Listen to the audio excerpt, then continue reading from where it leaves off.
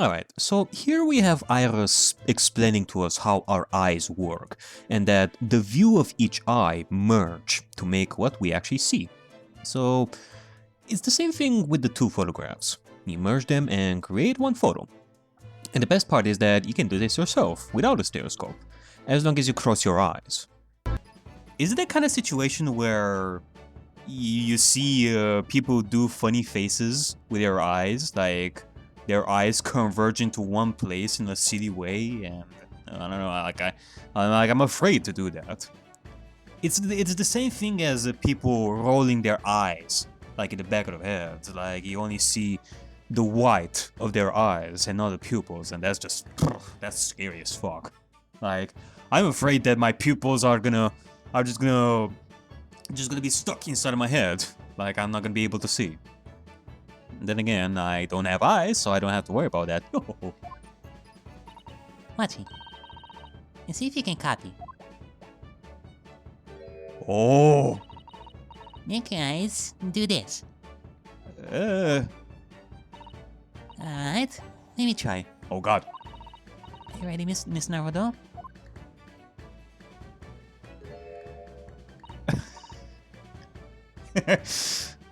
There, how's that? Wonderful. Now it's your turn, Runo. The trick is to concentrate on looking at the bridge of your nose with both eyes at the same time. Yeah, you know, you said that, but I don't know. I don't know if I'm actually doing it right. Like, first of all, I cannot even see my nose. Ah yeah, that's right, I don't have a nose either, so what the fuck am I supposed to do? Not exactly an easy task when few people are staring at it cross-eyed. And so we do the same with the photograph, and boom! One image. Oh, yes! Miss Naruto, it works! I can see it in the middle now. It looks so real. Oh, I look at it all day. I wouldn't advise that. Your eyes might start to hurt, or worse, you would be permanently stuck with that. Your turn now. Well, they're certainly amazing, but it isn't easy to get the knack of viewing them properly. No, some people find it easier than others. But that's why contractions like this exist, for people who find it tricky. Oh, I recognize that. We saw one over there yesterday, didn't we? Ah yeah, the one with the funny face. Look at this guy over here. If I remember correctly, you press this little knob here. Hello there! How's it going? I hope you're having a fantastic day! Okay, so moving on, we take the second picture and see what is behind it. The description of the deposited item and the blood on it. We see that this is deposited on the day of the omnibus incident. The other ticket that we had before described a small box deposited 2 days earlier than that, on 13th. Next, we look at what is now a destroyed calendar with blood on it, and a bullet on it. This really made me question what the hell happened here. At this point, I was thinking that either Windyback was near the calendar and he got shot by the perpetrator, and that this is Windyback's blood, or Windyback himself shot the perpetrator near the calendar. Anyway, Iris springs into action here. She can actually help us with the blood here. So you need this. Oh no, what are you doing? I mean, I haven't actually come up with a name for it yet. But as soon as you see it in action, you'll understand what it does. Wait, hold on a second. Maybe I've seen that before. Do you puff smoke on it? No. Watch. Okay, not in my face. No.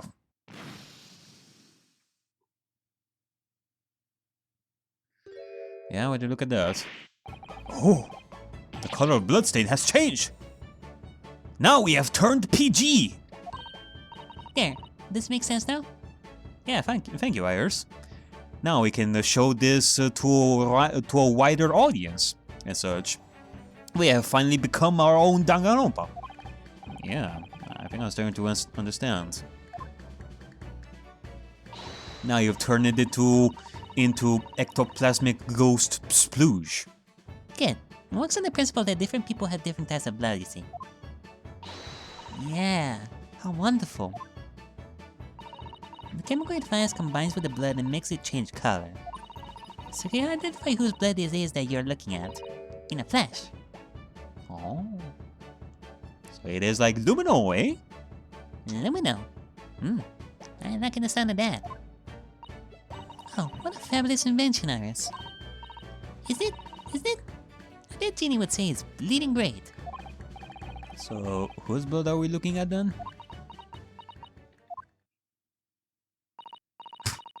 Well, all the chemical does is turn the blood a different color, so... fuck if I know. Just find someone whose blood turns the same color, and you'll know who it belongs to. In a flash. Well, okay. I guess we can try. Hey, Bobby, can you come over here? Let me just cut your wrist a little bit and smoke it out a little bit and see what color your blood is gonna be after this. It's more like two flashes, really, isn't it? Okay, so this will be our puzzle for this case, folks. We will have to determine people's blood color as we progress. We actually have a blood samples portfolio, and it will be updated with each blood pattern that we find, its color and who it belongs to once we deduce it. And it will be updated as the case goes along. So we ask Iris to do the same with the blood on the secondary redemption ticket, which Ryunosuke adds the detail that this looks like it comes from a glove made of leather, not necessarily just a finger. And it's purple. Here, we actually have a choice to determine whose blood this belongs to, like if we think hard enough. This one, like I admit, it was a tiny bit difficult for me to determine at first. Maybe it was me being a dum-dum at the time of me recording this, but as far as I can understand, McGilded had our lovely coachman take the coat and deposit it at Windyback's. And I guess after that was done, Gina was the one who took the ticket for that coat, so that McGilded would get it from her after all was said and done. In present time, it was still Gina who kept the ticket and tried to redeem the coat. But I didn't really understand why in this situation there was blood on it. Like, I couldn't put my finger on it. Hey, finger, got it. Nonetheless, I chose Gina without being 100% sure. And, well, indeed, Susato and Iris bring up good points in that Gina, she was not injured. Nor did she ever wear gloves to begin with, so yeah. But eventually we reached the conclusion that this could very well be Thrice-fired Mason's blood from 2 months ago. I mean, he was bloodied at the time, and we also remembered that McGilded was wearing gloves, and that those are bloodied. McGilded himself had no injuries, but he certainly touched Mason at that point. And the blood reached his gloves, which in turn reached this ticket. So we're gonna go with the thought that the blood, like the purple blood, belonged to Mason. And thus, we go inside the storeroom, the scene of the crime. Here, we see Gregson again and ask for updates in regards to Sholmes. He says that the operation is finished, and they actually used anesthetic, which is fairly new to them at this point in history. But because of how complicated it was to even put Sholmes to sleep with the anesthetic, now that it's finished, Sholmes still hasn't woken up from it yet. The anesthetic is still in its infancy. Goodness. In Empire Japan, we could just manage to provide laughing gas for our tooth extraction. Otherwise, we just saw the person's leg and they would have to endure it while it happens. In regards to the mystery, apparently the room was locked, and not only did Gina have the gun in her hand while she was unconscious, the gun which was used to kill Windyback, but she also had the key to the room on her, which makes Gregson come to the conclusion that the door was locked from the inside. The police had no choice but to barge in through the locked door in order to get in. In regards to the body, Gregson says that Windyback died instantly. one shot through the heart. We examine his blood and we see that Windback's blood is blue. So we update the blood portfolio with Windback's blue blood there. And, I guess now that we discovered that, I guess this answers one of the questions that I had before in regards to the blood on the calendar. Like, I was thinking that maybe Windback was near the calendar and he got shot, but no. If that was the case, then the blood should have been blue, but no, it's green. So it makes me think that indeed, Windback could have shot somebody. Like Windback was near his counter and he shot somebody like near the door, the perpetrator.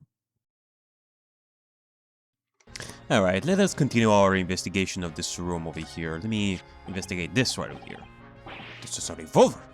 A real one. And quite possibly the murder weapon. Used to take Mr. Windback's life. Earthquake! What's the matter, Susie? You don't look like you're about to faint. Well, it's just that I've already seen a gun in the flesh. I've had issues with guns in the past. Yeah. But anyway, we saw Mr. Windback with this yesterday, didn't we? I have to take my own life. It must be the same gun. Let me see first. Last night, when I look through the spy hole in the door to the storeroom here. That was the same gun I saw in Gina's hand. Indeed. Mr. Windback told us that he only ever had a single bullet load in his revolver, didn't he? Okay. Well, it's empty now. The one and only bullet he had in his gun had been fired. The one and only bullet. Given the fact that we saw one bullet in the calendar. I guess it's gonna be a question of examining like multiple guns, like more than just one gun. If the revolver only had one bullet, because if it had, then we have to question which bullet, like what gun we have for that bullet in the calendar, and what gun we have for the bullet that shot through Windback that killed him. So I can be fairly certain that only a single shot was fired from this revolver. Can we really be sure that there was only one bullet though? I don't know. I mean, is the guarantee that Windback will have only one bullet in his revolver no matter what? Maybe he reloaded with another bullet. Look at all these articles that have been deposited. I'm stuffed full of them. Okay, well, I guess until proven otherwise, we're gonna go with the idea that it only had one bullet. I cannot believe how many there are. A bicycle, a gramophone, musical instruments, even some enormous paintings. Look. Pieces of different people's lives, quietly gathering dust in here together. There's something very peaceful about the atmosphere in here. Or at least there would be, if not for the chalk or lime on the floor and the policeman shuffling around and blood and, like, Gregson eating his fish sticks around here. Not much I can do about that, Sunshine. I am obsessed with my fish and chips. Okay. Fish sticks 24/7. 24/7/7 27/4/7. My god. Like, I love when I say that. That is such an obscure reference. Like, that is a reference to a Spider-Man YouTube poop as such. And I always reference that. Like, instead of 24/7, it's 24/7/7 27/4/7. Yeah, it covers all grounds when you say it like that. This is the only thing that shows any sign of being ransacked. Ah, What is it, Iris? that's the box file that my manuscript was being kept in. Ah, okay. Oh, Iris is on public story. Now under the Baskervilles. Surely that's not what all this... sorry, Iris. But if you ask me, he saw it. Without telling you. Yeah, something tells me that they did not came here for one particular reason. We must check inside the box at once. Yeah. Alright, well, is it still inside? He was there. Iris thought he was there. Really? He was. Oh, that's good news, isn't it, Iris? Yes. Well, I mean, there's also Iris right over here who wasn't... Well, there were some doubts that were risen, like yesterday, when it comes to Sholmes's action, when it comes to that manuscript, whether he really kept it here or he did something else, which is more than likely a reason why Gina came here in the first place. But you know, there's also Iris over here. I mean, I can say for sure that Sholmes kept his word. I mean, of course I believed Harry when he said he'd deposited here, but still. It's a relief to actually see it. Indeed it is, sweetie. Because that's not a very well hidden fraud. Iris's manuscript has been entered in the court record. Knowing Iris, now she's probably gonna feel regret that she ever doubted Holmes. Which is probably something that they're both gonna talk about and such, but it's alright. It's all gonna be good, sweetie. Iris? Don't worry, I'm alright. But we must find the true culprit. Yes, absolutely. Indeed.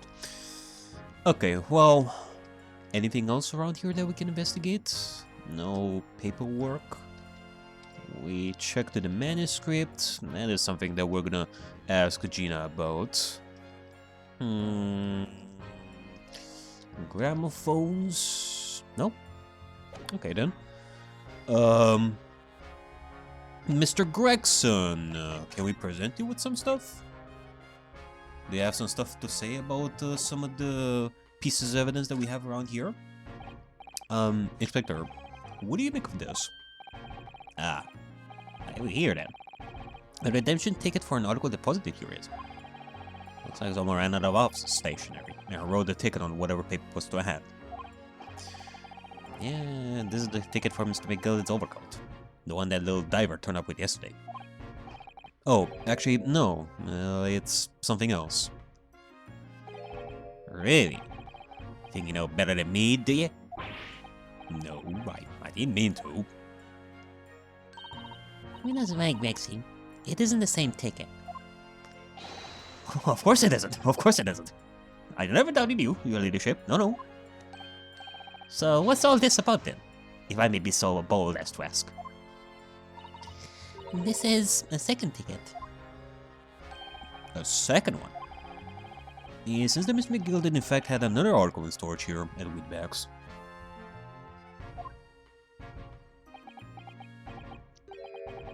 Is that right?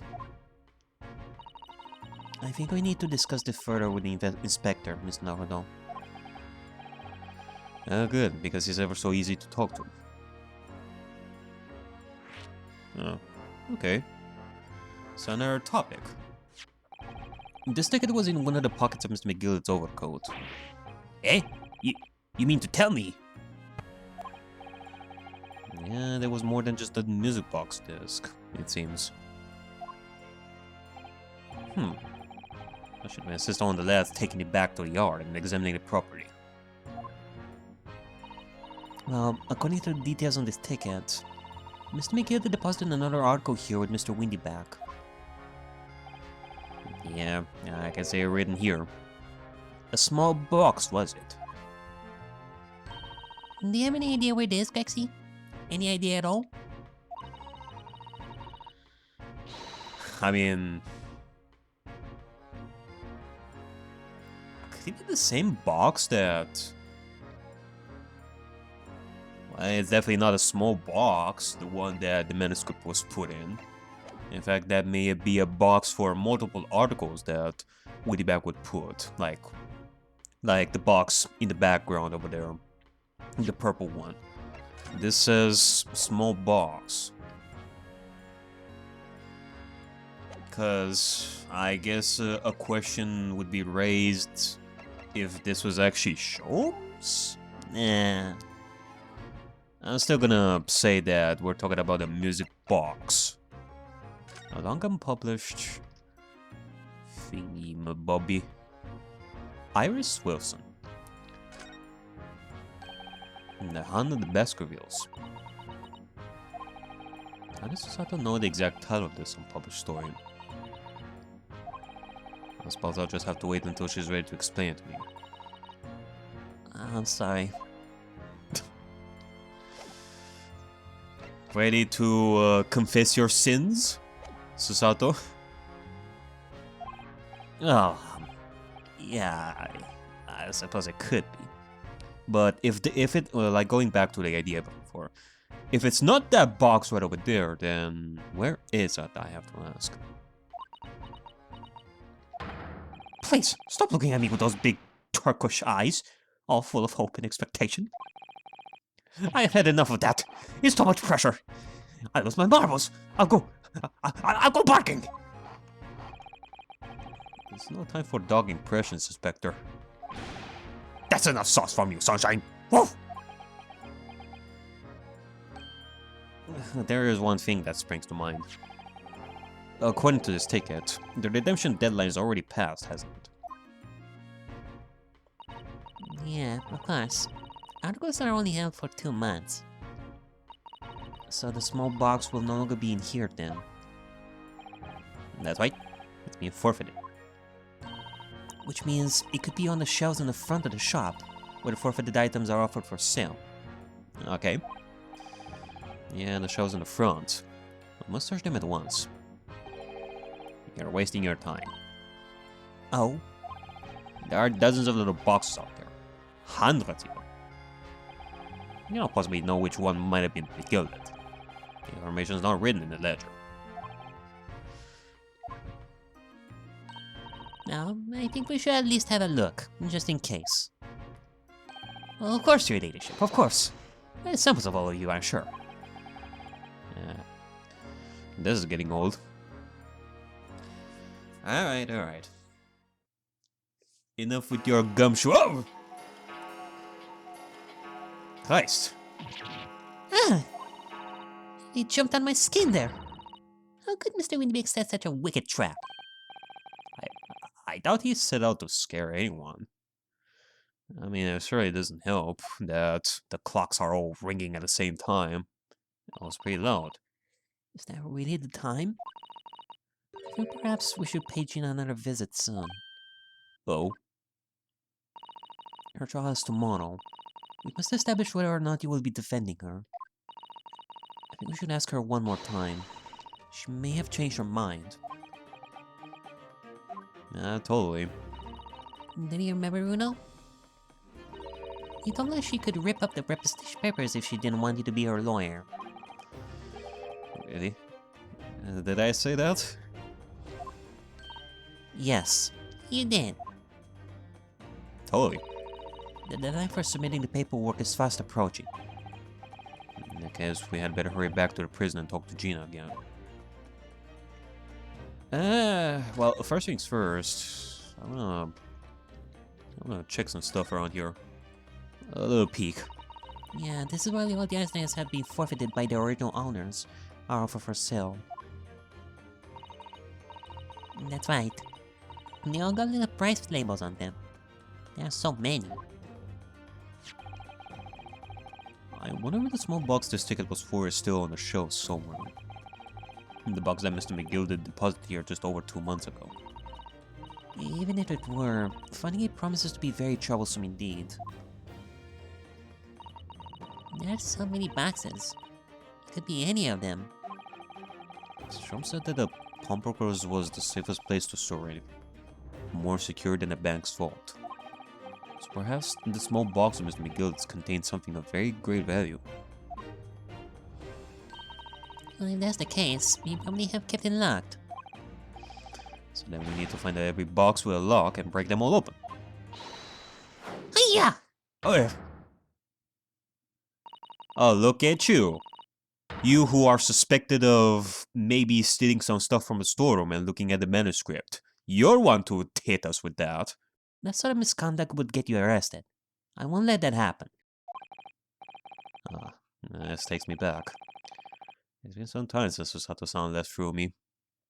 Yeah, well, what if we were to do the same to you? If we were to find out that you actually looked at the manuscript in the storeroom? How about them apples? Well, I guess this means that we're gonna have to let the police do it.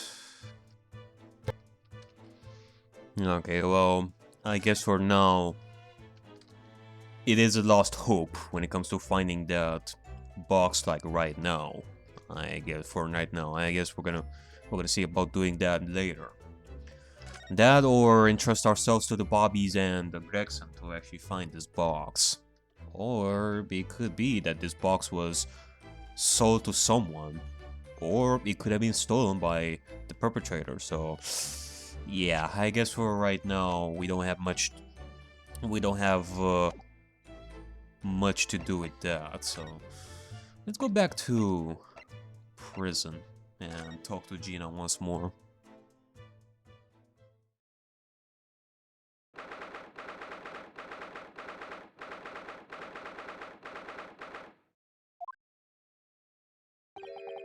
Ah, Gina. Good, you're back. I mean, it doesn't look like you were gonna go anywhere. Ah!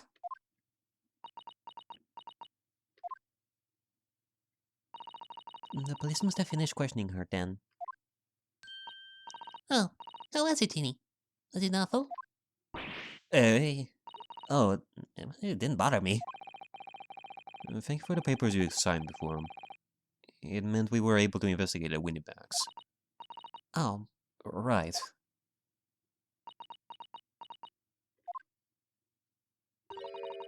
don't you want to know how it got on? We have been ever so busy. What's the point in asking? I want to change what everyone's saying. That I did it. That's not...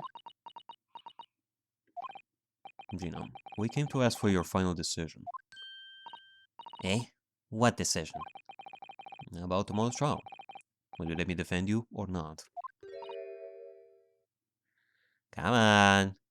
I know that you want to. I must submit the paperwork now if you'd like Mr. Naruto to represent you. Right. I see. She's very lost her fight all of a sudden. I don't know what that feels like. No, it's just so hard to bear. Alright then, well... let's talk about what we've covered. Maybe she also needs a little bit of a push in the sense that, hey, we discovered something that will tell us that that she's innocent. Meaning that Gina has proof that we believe in her. What proof? Well, that is something that we're still gonna have to think about a little bit here. Oh, alright then. I mean, give it a rest with them eyes, Cyrus. So come on then, fill us in. Who done it? Unfortunately, we don't know that yet. He don't say. We don't know yet, Gina. But Mr. Naruto and all of us know that you are innocent of this crime. And while we haven't yet managed to work out who the real culprit is, there are a number of interesting facts that we have managed to establish. Yeah? Like what? Well, for example, the reasons for you being there in the first place. And I think I know why you broke into Winnibags that night. Yeah, I guess we can start with that. Yeah, looks like I'm gonna have to take some evidence that clearly reveals the reason. Yeah, firstly, in Gina's face. Or I could present it to her calmly, I suppose. But what's the point? I am known for pointing my finger at people. Ha!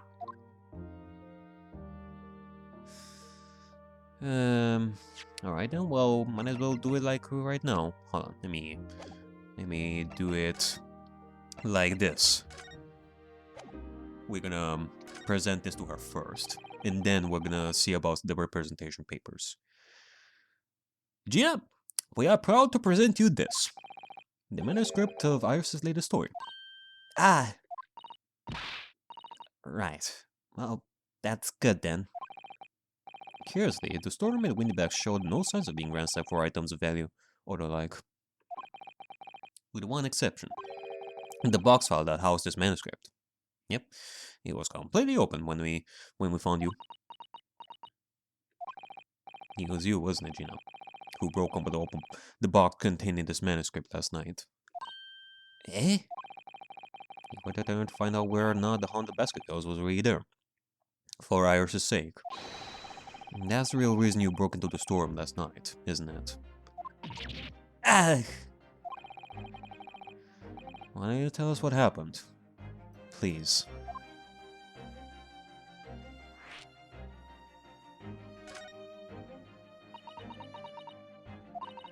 Alright. Yeah. This Baskerville story is Liz Sholmes' adventure, right? It ain't been printed yet. So I figured it's gotta be worth a fair few pieces of silver, right? Yeah, at least 5,000 pounds. What? Where the fuck did you come up with that number? So, you intend to sell Iris's manuscript? Did ya? Oh, Jeannie, how can you? Okay, I think that that Leonotsuka was saying that in a sarcastic tone there. What? But wait, no, hang on. Of course I weren't gonna sell it. Ah, okay. Reverse psychology, okay. All I wanted to do was find out if the mental script, or whatever you call it, really was there or not. That's the only reason I was in the place. For Iris' sake. Isn't that right? Eh. Fool ya. We knew why you'd done it from the start, Gina. Well, of course we did. We just kind of did a little bit of a joke there. You wouldn't do anything mean like that, Jeannie. I just knew it. Oh. Idiots. When I saw the manuscript in the storeroom, it reminded me of what you'd said the night before. Grown-ups do a lot worse than that, believe me. Bare-faced liars, the lot of them. You just ain't realized it yet.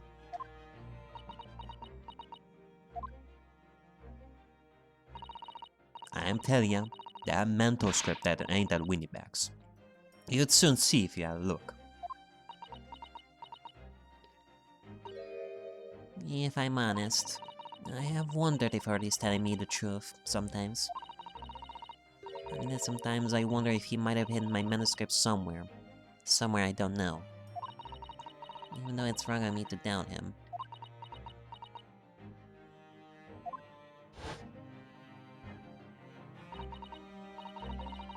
Oh, Jeannie. That's so sweet of you. Alright. I'll tell you why I did it. Just stop looking at me like that, Iris. Alright. Can you tell us the reason? It weren't because of Iris. That's not why I did it.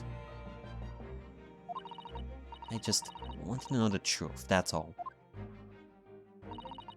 You wanted to know if Mr. Sholmes was being honest? If he really deposited the manuscript at Winnieback's? It's like I told you the night before. I never had a father. But Iris's lot ain't like me. She got her dad, only she cannot see him. And I reckon that's gotta be her. And that's why she writes her stories. They're about her dad, really. That's what it sounded like to me, anyway. Last night, when I was listening to what you were saying. Stories about Daddy? You mean, they're not the adventures of a great detective, so much as the adventures of a great detective and his trusty partner. Pretty much. Well, that's how I see it, yeah.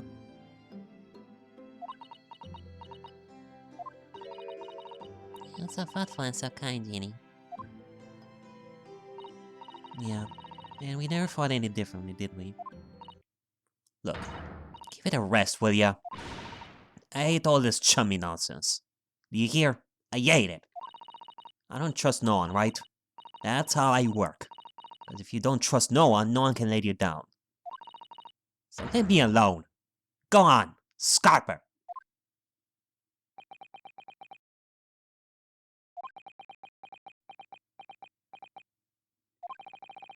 I noticed them now, but you know, it's unmistakable. Right there on both sleeves of the overcoat. Oh, would you look at that? Some very suspicious red stains. What? Why are you looking at me like that? I mean, it might be worth presenting some of our other findings in that area to Gina now. Okay. Can we puff some smoke on her? Those stains on the sleeves of your new coat, Gina. They're blood, aren't they? Not that I know whose blood yet. What? Blood, Miss Naruto? You don't appear to have any obvious wounds yourself, though. So, could it be blood that splattered from Mr. Weedyback when he was shot last night? Let's not be there in the bush here. This trusty friend of mine will get results much faster than anything else. Eh? Take it easy, Iris. It's okay. You are used to smoke-related explosions, Gina, so this should be fine. No more, Ginny. I'm going to shoot.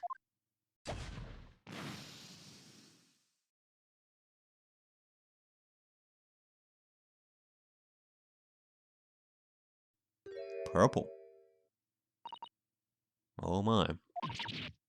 Oh my. What the? Well, forget the sleeves. The whole coat is covered in blood. Well, of course. The black color of the fabric was masking the stains. That's why we haven't seen them until now. Okay. Well, this does tell us a lot about Mr. McGillicud's actions, like 2 months ago. And the blood has reacted with a chemical to turn a purple color, which matches one of the samples we've already collected perfectly. Yeah. Now let's see. Who had the purple blood? Ah, here's the brickmaker, Mr. Mason. The victim of the murder case 2 months ago. I knew it. What are you all on about? The victim? What do you mean?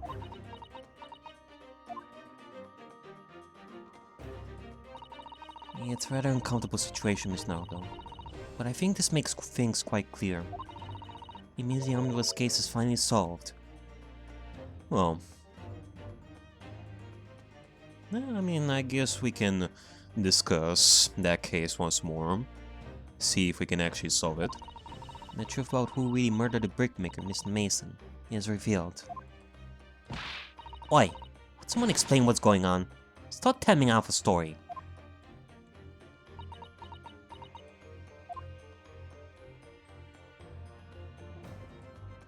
Okay. And now we shall, I guess we can move on to the omnibus case. Yes, you know that the victim's blood is all over Mr. McGillicud's overcoat. But in a trial 2 months ago, the defendant said this in his testimony. I ask you, what good-hearted soul wouldn't rush to help a fella bleeding from his overcoat? From his stomach. I wasn't about to start worrying about my gloves now, was I? I reached out to give the man a hand. Yeah, you know, if it was just that, then surely Mr. McGilder wouldn't have that much blood on his coat like that. But if we look at this overcoat now, it's clear. The stains couldn't have arisen from Mr. McGilder trying to pull the victim to his feet. No, if that was what had really happened, the blood wouldn't have splashed all over from the front. The blood wouldn't have splashed all over the front of the coat. The only explanation for this pattern of blood is that it splattered over McGilder's coat when he stabbed the victim in the stomach. I tried to run from the truth for long enough. There's no escaping it now. And the true culprit in the case, Mr. Mason's killer, was Magnus McGilder.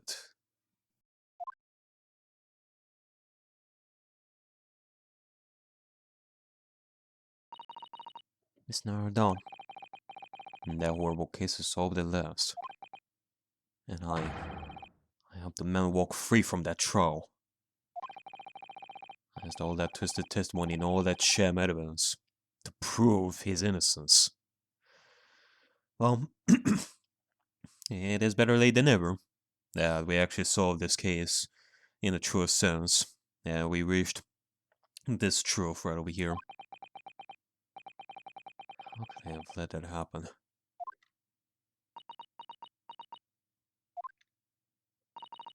You know, do you believe him, though?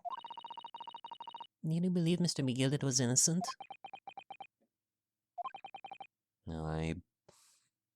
I believed. Or rather, I think I was trying to believe. I wanted to. I mean, there were signs there. And there were times when McGilder, broke our trust in him. Because believing in those you represent in court is defense lawyer's greatest weapon. A weapon?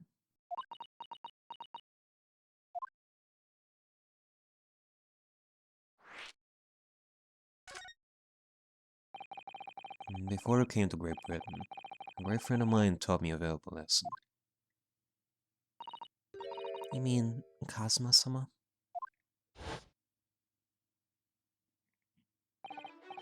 Listen, Ryunosuke. We lawyers are only human.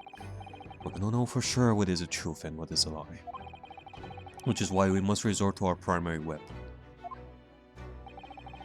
Unwavering belief in our clients. That's all we really have.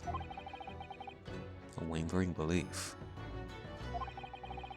Only when we truly believe what our clients tell us can we fight to be everything we have for their cause. In any battle, there can be no victory without faith. So I believe you, unwaveringly.